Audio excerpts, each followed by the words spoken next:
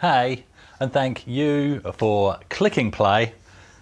I've moved the A1200 out of the way because today we're actually not looking at the Spectrum, but we're just using the Spectrum because loading tapes on the 48K I've actually found is true to my memories of the 48K Spectrum, and it's part of the nostalgia, but it can be very tricky to get tapes to load. So my most successful to date is actually going from the Sony stereo that I purchased from a charity shop for $10, so about £5. And that has just successfully loaded Gauntlet from the Solid Gold collection. And the reason why I tested it with this is because this was quite a stiff tape on arrival, so I did the fast forward rewind, and it's loosened it up, and I have managed to get this to load a couple of times. So the reason why I'm using the 48K for this test today is because the Plus 3, I actually find they both require a really high gain out of a device to load a game. But this is even more picky than the Plus 3. So in my mind, if I can get things to load on the 48 by whatever means, I'm confident that they will also load on the Plus 3. So yes, I can do it from this Sony. It's not the prettiest thing sitting on the desk. And what I got for Christmas, which I did show you on my Christmas pickup, and we haven't looked at it since, is this. So this video is not about the Spectrum, and it's not even really about Gauntlet. It is actually about this, which was purchased from Aldi, an 80s style boombox. Let's see what's in the box. Let's see what it can do in terms of what it's designed to do. But what I'm most interested in is, can I use it to load games onto the Spectrum? And not just from tape, but what I'm really interested in is to see if I can actually get games to load from my phone, because as yet I've not managed to get Saboteur to load onto this because it's so damn picky, and my phones, none of my devices put out a high enough gain. The only time I've ever got anything to load, and Saboteur wouldn't load from this, is going into, have I got it here on the desk? Yes. So line out from my phone into the line in on a Zoom H1 mic, and then a line out from this into the Spectrum. The Plus 3 I got it to work on, sorry, not the 48K, and definitely not loading Saboteur. So I'd love to be able to just load some images from that. Let's have a look at this. Okay, so let's unplug the Spectrum because we're going to have to reload that anyway. Put the tape to one side, put the Spectrum to one side, and we'll come back to that in a bit. Because let's have a look at what's inside this. So this was from Aldi. They're dirt cheap, 80s. See, that's a feature, being retro styled. USB and SD card reader, Bluetooth function, hence why I was talking about my phone, and most importantly, it's a radio and cassette player. I have opened this once before, just to give it a quick test when I first got it for Christmas, in case it needed to go back to the shop.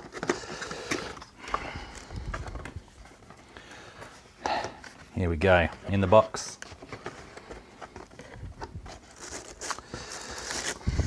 There's your pamphlets, comes in the two different colours. I think Australia Post was selling these for a while as well. They've been rebranded and sold under all sorts of different names. Now, if you want technical details on how terrible this is as an audio playing device, then watch Techmoan's videos. He's really good if you're into that kind of stuff.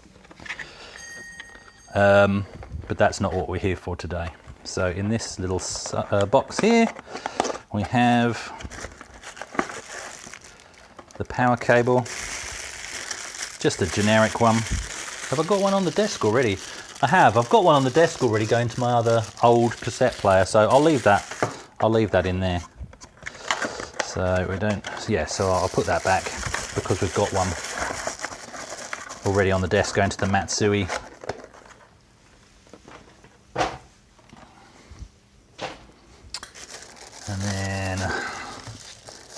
And the reason why this was on my Christmas list, and I'm glad the wife picked it up for me is because even if it doesn't do what I want it to, it's just a neat looking little thing to sit in the background. Everybody knows it's not original. Who cares? Who cares one iota? So there we go. So let's have a quick look at that.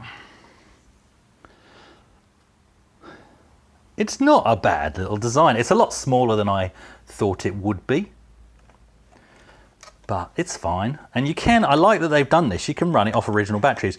Shame they didn't actually put it just a rechargeable battery pack. You know, it would be nice to have something modern in it, but there you go. All right, I'm gonna get this plugged in and we'll do some audio testing first. Okay, it's plugged in, it's on, and first and foremost, what's on the top? Standard controls, bass, and volume. Bass is, there's no treble. Anyway, I'm not going to go into all that. You got your functions here. So radio, copyright strike risk. Open. It was. There you go. And you know it. You know what we're going to test on tape. So we're on tape now. You know the tape that's going to get tested, don't you? Because it's the same tape I always test these things with. I'm going to risk, once again, the audio cassette that comes with carrier command for the Amiga. So, sorry. At least it's not my wedding vows this time. So it's flip, all the heads are up there. So let's whack that in like that. Let's hit play. Gonna keep an eye on the wheels to make sure. Unfortunately, you can't see both. So if it was chewing, I can't see this one. But there we go. That's playing. And volume-wise,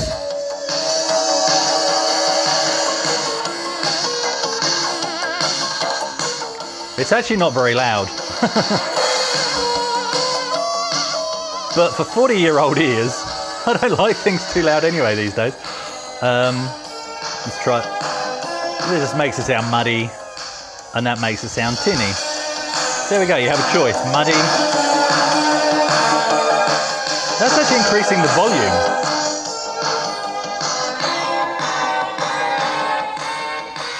That actually sounds like it's increasing the volume. That may come in handy. It's actually increasing the bass, but it seems to have this...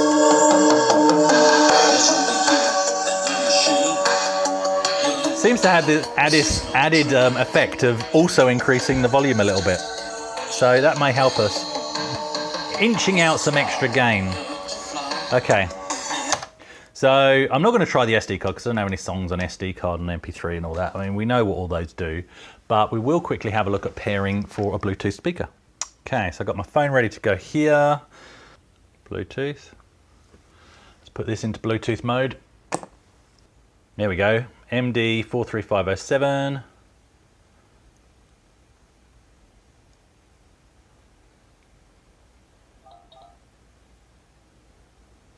All right, that appears to be active. Let's find something on Spotify other than Kylie, because we'll get a copyright strike.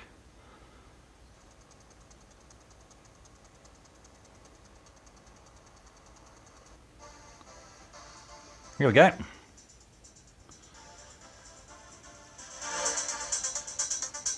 That's Max there.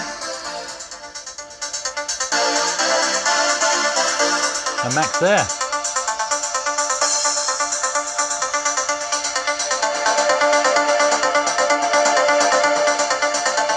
Oh, there sounds all right.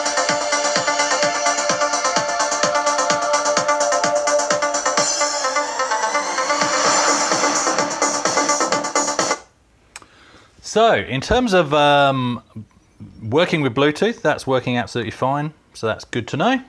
Okay, so the Spectrum is up and ready, and let's just do the old J and then symbol shift PP to get load up, and we'll hit enter. So the Spectrum's now waiting for a signal. This goes into the side here. It actually took me a moment to find that. But anyway, like I suddenly paused before I restarted recording thinking, I don't think this thing's got a headphone jack, but it does, it's on the side. Okay.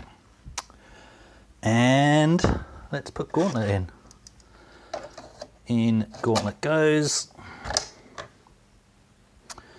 Now we're gonna need max volume. Well, I just know we're gonna need max volume. So let's hit it. I'm gonna put bass in the middle.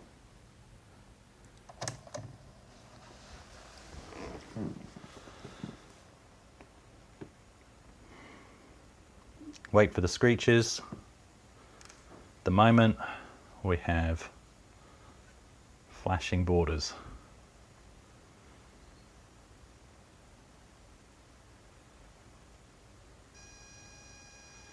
Here we go.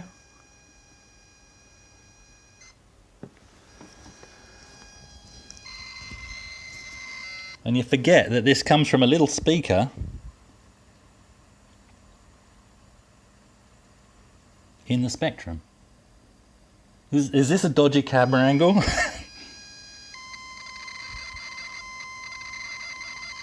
That really isn't loud. I'm just going to see if it upsets it if I whack the bass up to get that extra bit of volume.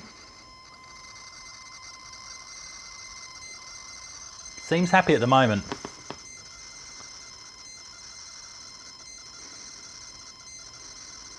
I'm going to leave that running and then I'll come back and we'll see if it gets to the load screen. There we are. That loaded Gauntlet, which is not in the best condition, and that loaded it absolutely fine on the lovely little 48K. So I don't actually want to play Gauntlet. Well, I do want to play Gauntlet, but that's not what we're here for today. So as a tape solution, tape loading solution that is modern, so you don't need to go pulling it apart and replacing belts and stuff. Of course, these are cheap. They might not last long, but they also don't cost very much. So, not that I'm into throwing things away unnecessarily, but it works. And it's probably this will probably last as long as this will anyway. Well, actually, this has been reconditioned, so this will probably outlast this, unless the ULA fries or something. But I'm pleased with that. So the next thing I want to really have a look at is, can I load from the phone over Bluetooth? Okay, we are Bluetooth paired with the player, which is plugged into the Spectrum. I'm using Play ZX, is it? And got Saboteur selected. Let's give this a go.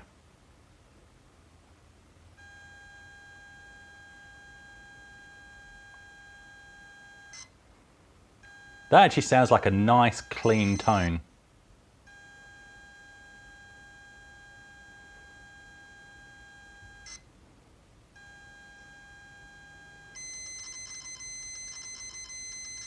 Okay, I'm going to leave that loading. What generally happens is this craps out, when I've tried this before using cables, it craps out loading the, oh, there you go.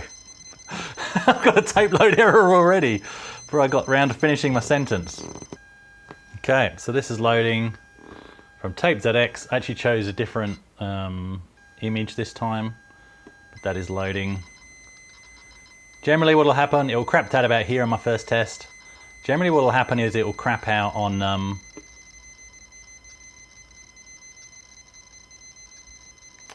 there you go, it's crapped out in this around the same place. Okay, third try. I've gone into settings on this and I've upped the volume to 100%, and I've also turned stereo on. Even though it's going into mono, just see what happens. No. Now, I don't know if you noticed that. That died at exactly the same moment the phone screen went dead. Surely not. Surely not. Well, bizarrely, doing a keep alive on the phone, so I was literally just rubbing the screen the whole time, actually got it this far. But I mean, the same problem I've always had trying to do this is it always craps out on the load screen. So, still the same problems. I'm going to try a different game and just see if I can get any game loading through this method. Saboteur just seems to be a pain in the backside. Okay, so I'm trying to avoid a Monty here. Same method, Bluetooth. As you can see, the load screen is cactus, but it does still seem to be loading the data itself. So I'm just going to see what happens. I've escaped to the northern lands. So I've just loaded the dock from Zoysia. From the tape, I gave up trying to load things from this because it just wasn't happening. And that's no fault of this player. That is just the reality of it. These Zoysia games, by the way, so it's reading the storyline in time with this at the end of the data. So once the data's loaded, you unplug your headphones and then you get the storyline read out to you.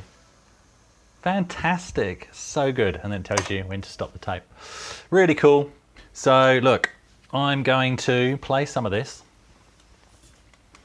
because I just think it's awesome to be able to play a first-person shooter on a 48K Spectrum. That's just absolutely insane. And I'm happy that I can load from tapes from this device. I think that is a really cool little thing. And look, loading from Bluetooth, I'm confident that tap dancer onto the Electron would work. The Electron, I find, is a lot less fussy in terms of getting things loading. So that's a cool way, and that's a cool backup. I just like to know that I've got a backup. If I buy a game and it doesn't work, I'm not going to buy multiple copies until I find a working copy. So I think my plan from here for the Spectrum games, though, I just don't have any joy.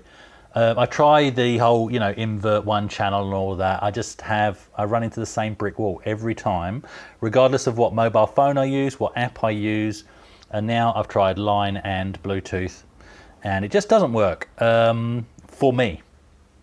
And I can occasionally get it to work on the +3, but it's still hit and miss. But on the 48K, it's a no-go. So that's fine. I think I'll look into a Div MMC for those occasions. But this, I'm very happy with. In terms of, how it plays music, yep, it's a bit tinny. But if we're honest, a lot of the stereo systems were back then. So I think as a thing in the background, I can put this anywhere on this desk. It doesn't look out of place in what I'm trying to achieve, reliving those memories. And it works as a Bluetooth speaker. I can have music playing in the background when I'm just playing here by myself. And equally, I can use it to load games from tape. So I'm very happy. There you go. Aldi. Fantastic. Thanks for watching.